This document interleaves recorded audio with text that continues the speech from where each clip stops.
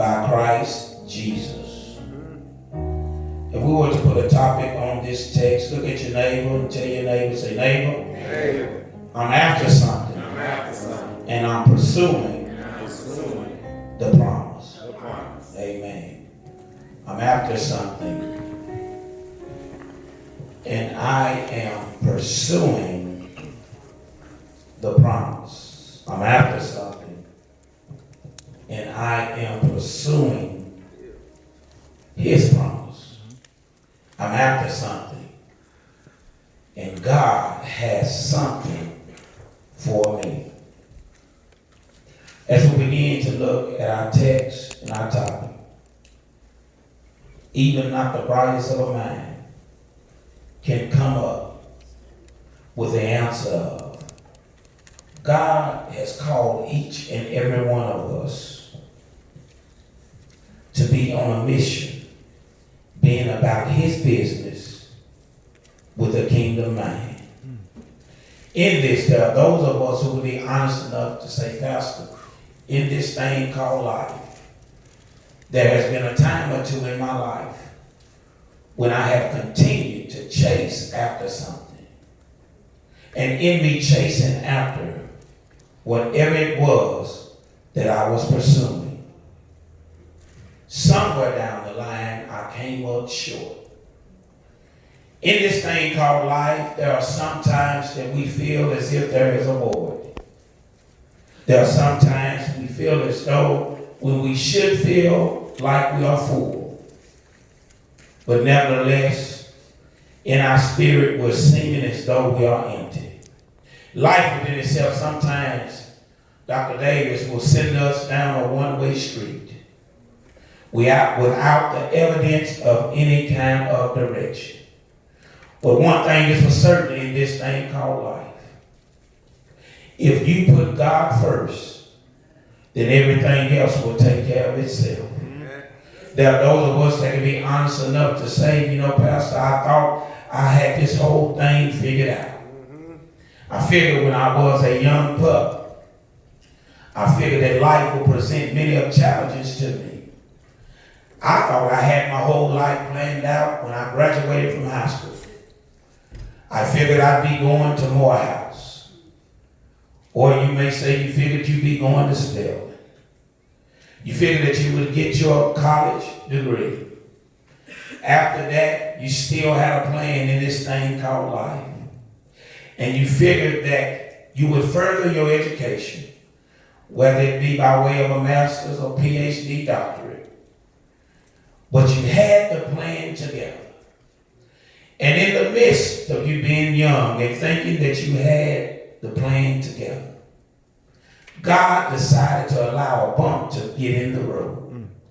In the midst of the bumps that we may face in life, we still must understand that God is the head of life. All right.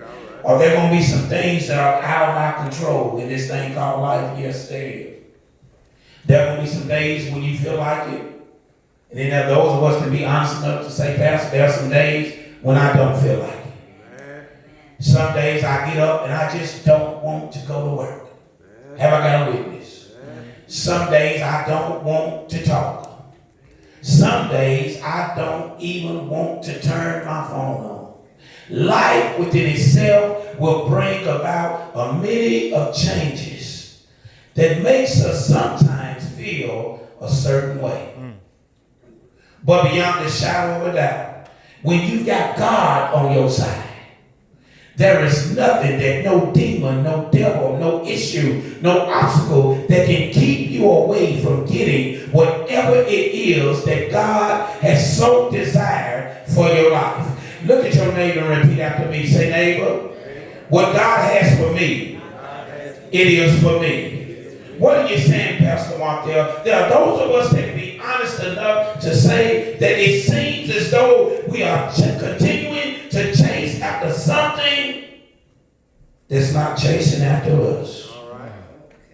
But God wants you to know that he has equipped each and every one of us. We are God-built. In other words, what do you mean, Pastor, I'm God-built? God has equipped each and every one of us to be able to withstand whatever it is that the enemy throws our way. Look at your neighbor and tell your neighbor, I'm built for this. I'm built for this. God has so uniquely built each and every one of us that we can handle whatever it is that the enemy throws our way.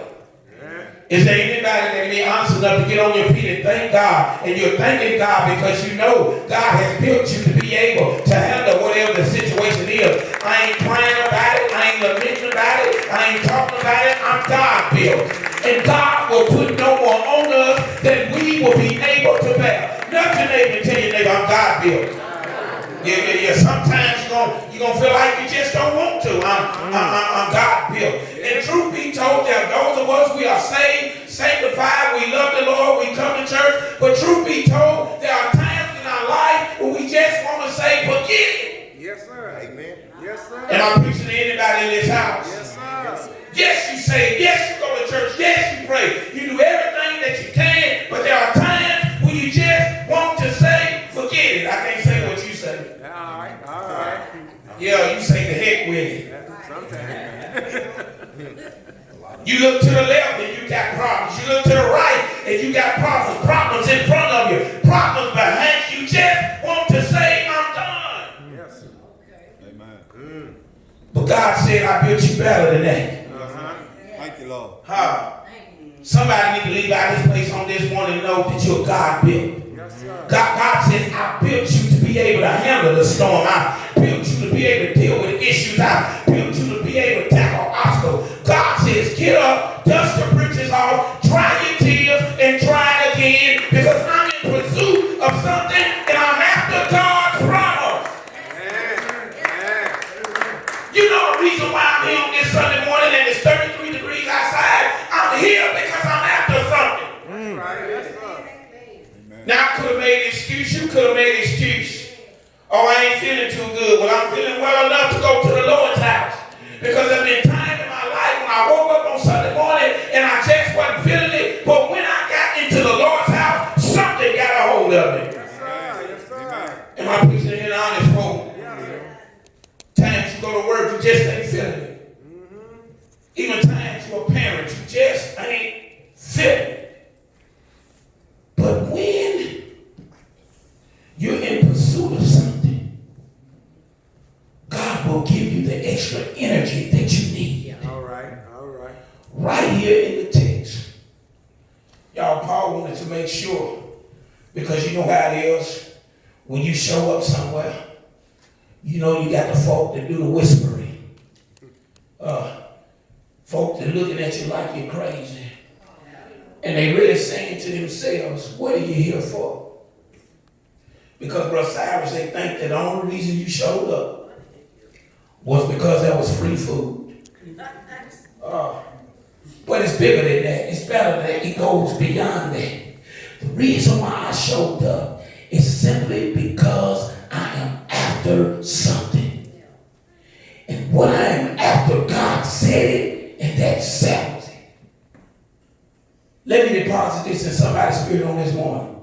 Keep chasing after what God told you. Don't let nothing or nobody get in the way of what you know God has already promised you. The crazy part about it are those of us, and we've seen it and we've done it. We've seen that individual show up, and we thought in the midst, under our breath, and she ain't been here in a month of days. She up to something. See, that's what the devil does. When the devil sees that you're on fire for the Lord, he'll try to put a roadblock in the way to keep you from getting of what God has told you. Amen. Paul said in the text, he said, wait a minute, I ain't no fly-by-night preacher. It's in the text, that's why I hopped around the scriptures. Just read the whole 4th chapter. But he said, wait a minute, Macedonia. He said, when those drive-by-night people came by, they robbed you, they took your money, they done everything. He said, I've been with you on your journey. I'm on a mission for God. He says, I didn't come here asking for no gifts or asking for anything. He says, don't get this thing twisted. I'm not here because I'm in want of anything. He said, simply because I know, first off in verse 13, I can do all things through Christ Jesus who strengthened me. And then he said, if that ain't enough, I know 6 verses down in verse 19. He says that, but God shall supply all of my need according to my riches and glory. Don't be mistaken. I ain't coming here begging and asking you for nothing, because I know if I need it, God's got it. All right. Don't get it twisted. Yes, sir. I don't need you to feed me. I don't need nothing to drink. I'm here on assignment because I serve a God who says that he will make a way out of no way. Anybody know him as a way maker? See, sometimes God will let us go through a season of drought. Anybody ever been through a drought in a season where you felt like you owe everybody? Listen, let me share something with you. All of us in here, as long as we live in this thing called life, we're going to owe somebody.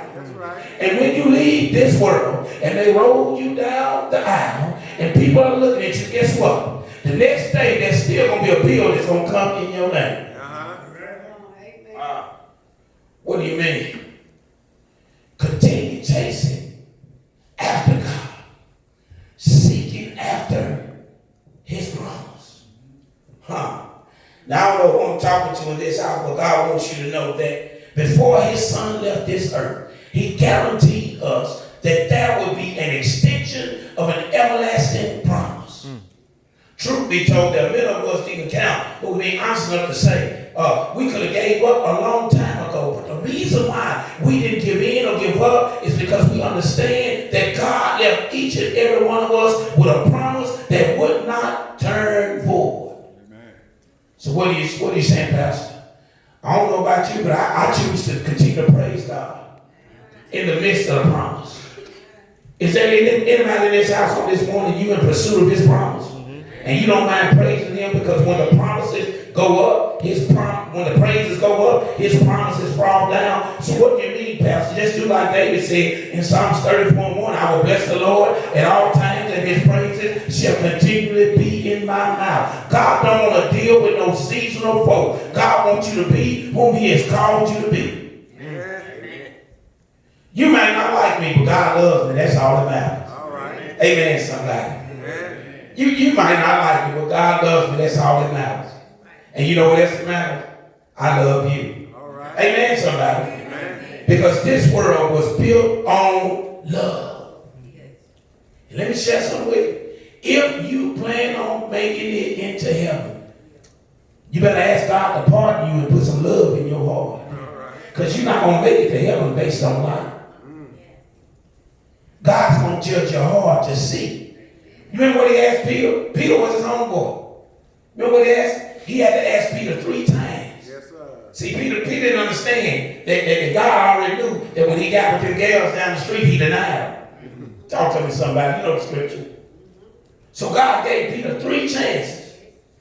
Man, I asked you 3 times. Every time I asked you, first time, Lord, you know I love you. I ran with you. I fought for you. Peter, do you love me?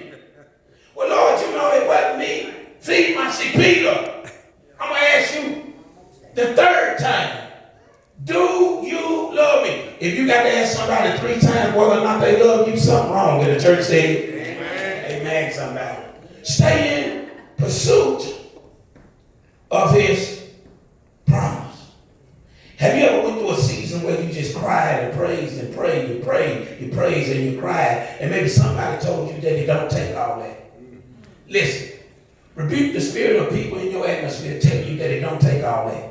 Because what these people don't understand, they don't know what you went through to get where you at. Yes, it does take all that. This, that, these, and those. Because you wasn't there when I tossed and turned all night. You wasn't there when I was on my knees crying out to God, asking God to strengthen me. So it takes all that I have to give to God for God to give me that assurance that everything is going to be all right. Look at your neighbor, tell your neighbor, it does take all that. And I'm going to continue to give God more, because the same ones that look at you like you're crazy for continuing to call on the name of the Lord, they don't know your story, your testimony. All right. Every one of us ought to have a story or testimony. Somebody came to my office a couple of weeks ago, needed to talk to me. Sitting back, and those that have been to my office before, you know how I do when I get comfortable. Lean back in that chair, put my feet up, and it's on.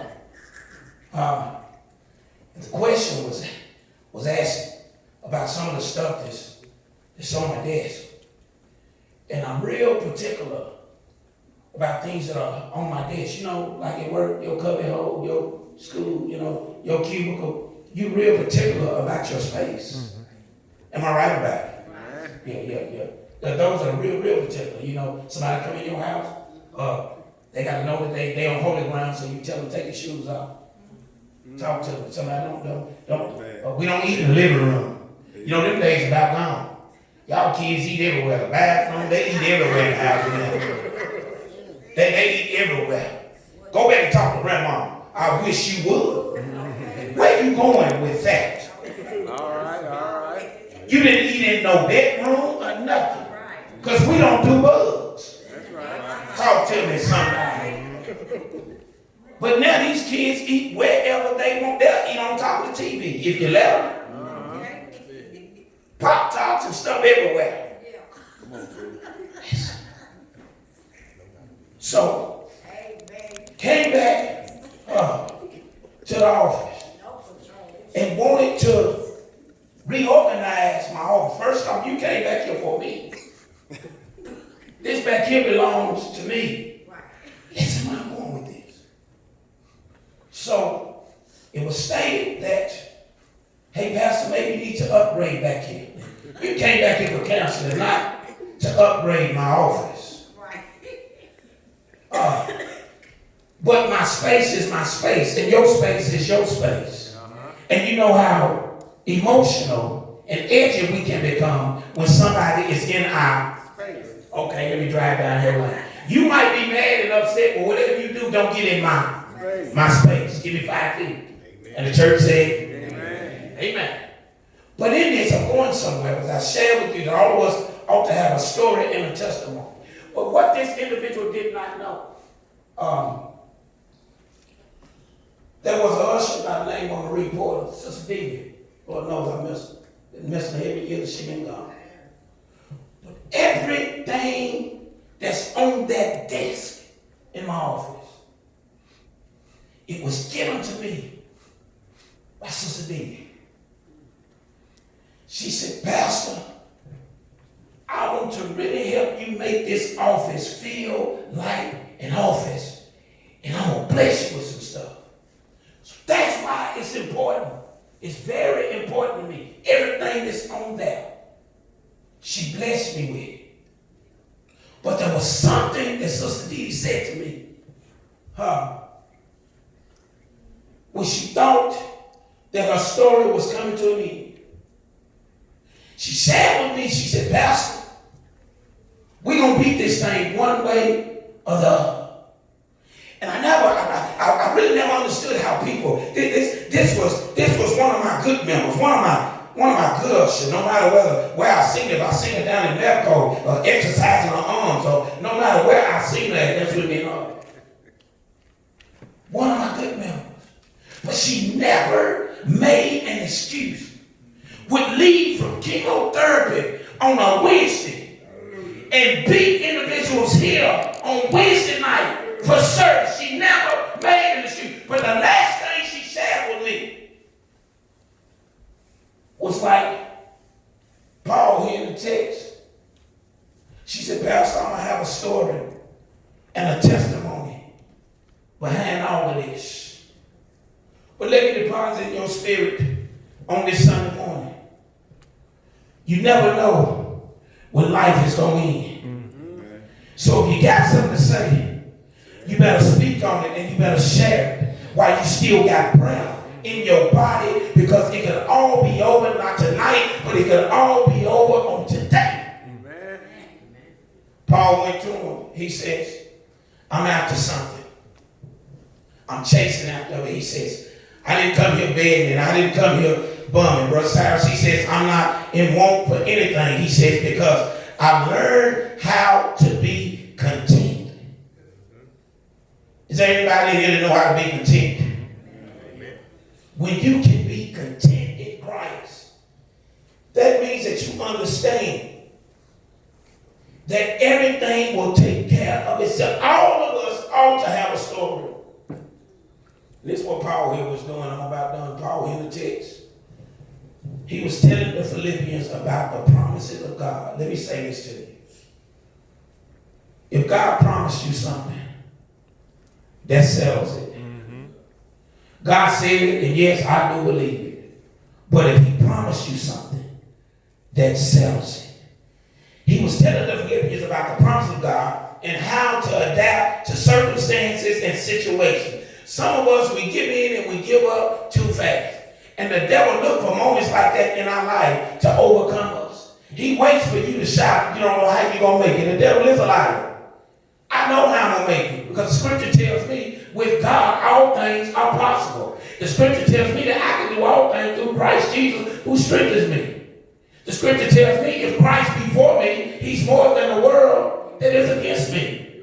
The scripture tells me my grace is sufficient for thee in your time of weakness. Yea, are you strong? Yea, are you strong? The devil is a liar. I know how I'm going to make it, and I'm going to make it with God. All right, all right. So the main thing the devil needs to know in our lives on this Sunday morning is that we're chasing after something. In other words, there are those who will be honest enough to say, you know what, Pastor? God didn't bring me this far to leave me. And I didn't come this far to give up on his promise. When you're pursuing the promise, when you're chasing after something, first off, there's passion. Your passion is connected to what you love. It's kind of like what the old folk used to say. You ever thought about it this way? Have you ever heard some of the old folks say, boy, that was so good that she put her foot in it? You ever heard that statement? Now, we know logically we don't want to eat nothing that somebody put the foot in. Amen. But we understand what they are saying. In other words, when you are after God's promise, there has to be a passion in pursuing his promise. You know how it is in life when you just got a passion for it. It's a loving feeling. It's a longing for it. It's a determined spirit. It's not wishful thinking. It's worthy thinking. Paul declared a passion for the promise by saying two words. I can. If you can deposit those two words in your spirit, there ain't nothing that you can't overcome. Do I have any I can people in this house on this morning that know beyond the shadow of doubt that there ain't nothing that you can't do with God? Because if God be for you, he's more than a world that is against you.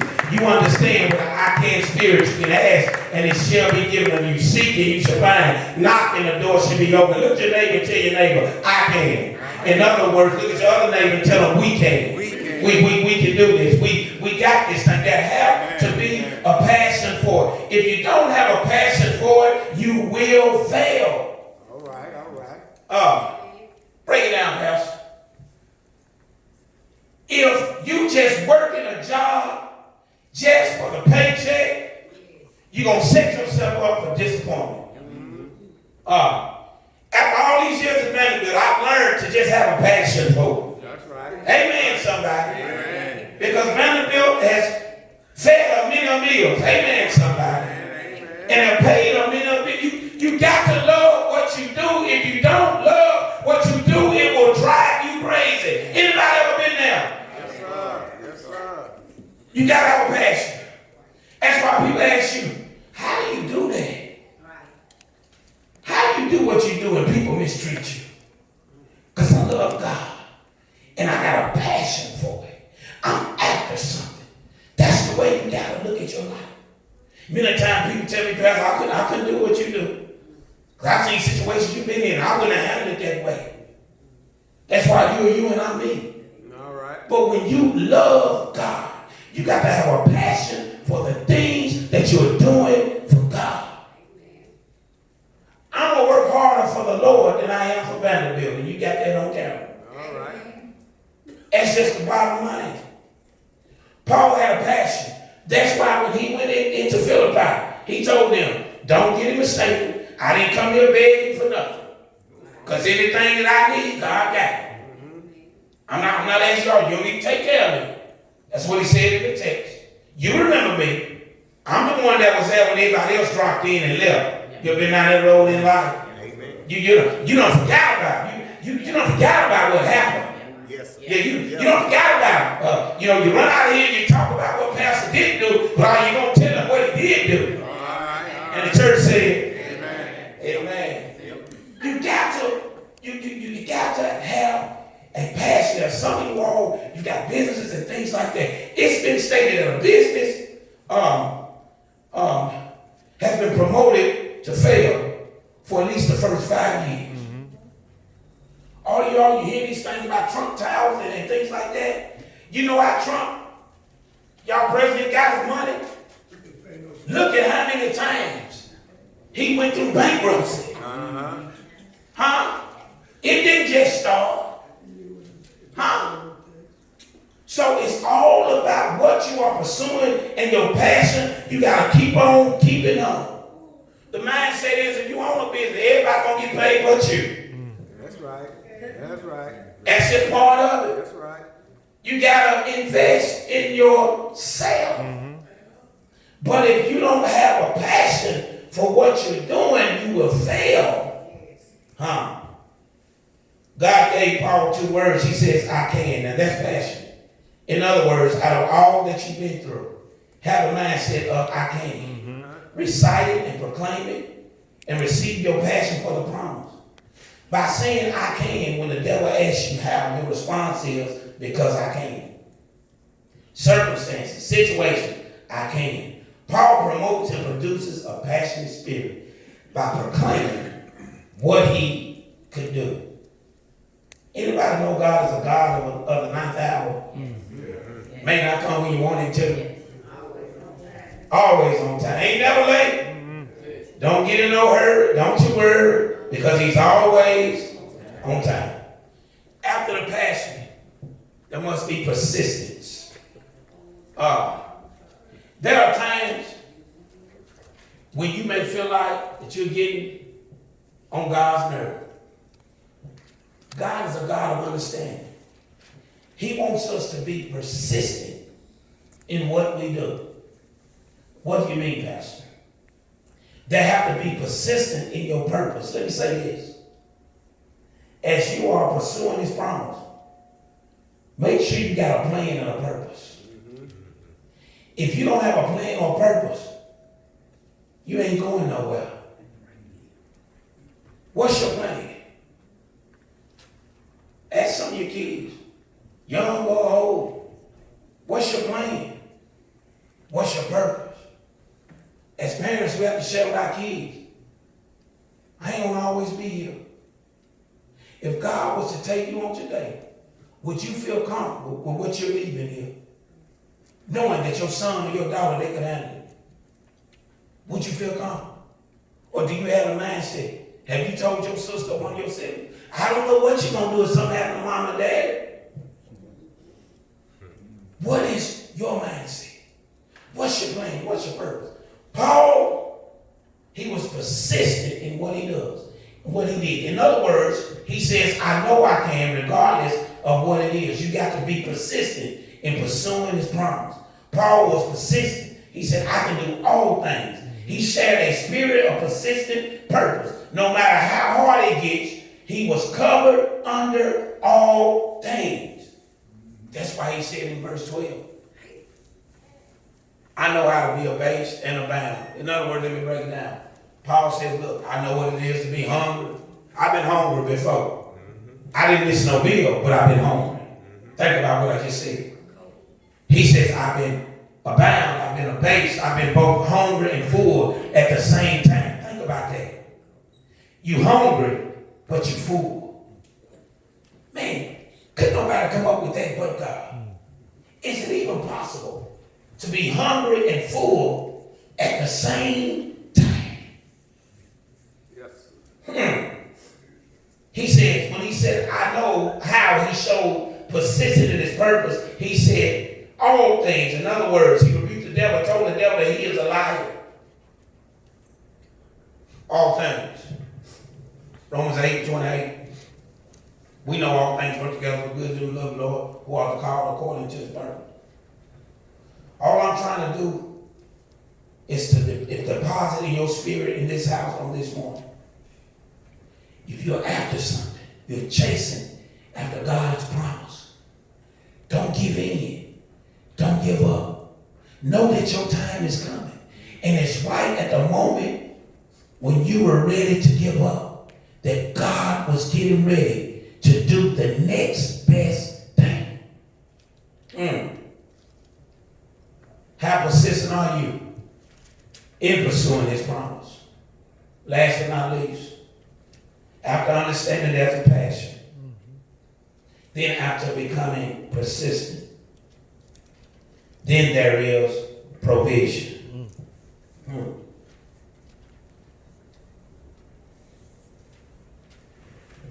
How many of you all know him, know God as a provider? I mean, you truly know him. If you know God as a provider, you know your feet to give God some praise. You know him as a provider from your testimony, from your story, from your life, from the things that you have experienced in life. Do you truly know God as a provider? When you did not have, God made a way out of no way. When you couldn't come up with it, God did the next best thing. Look at your neighbor and tell your neighbor, I know him as a provider. Okay, you may be seated 2 minutes and we're done. Great. So, I know God, voices get ready. I know God as provision. Have you ever had a moment in life where you really just had to sit down and look at some things? I mean, where you had to find your good pair of glasses. Them the ones that's tore up, that's twisted. I mean, your good pair, not the ones you wear to work and the ones you wear to church, but your good pair. Them the ones that sit sideways on your face. Talk to me, church. Hey, y'all laughing. I'm done. Listen.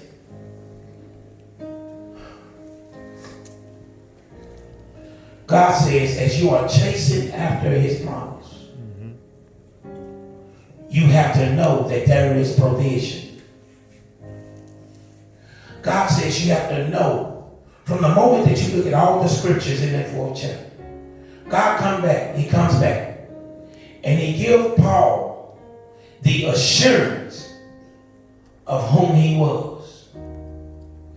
After Paul went through the history, set the folks straight, letting the Philippians know, I didn't come here humming or bumming. I'm here on assignment, and whether you give or whether you do whatever you're going to do, God's still going to make a way, because what you do is not going to determine about what I do. You know, if you don't give me that, I'm still going to preach.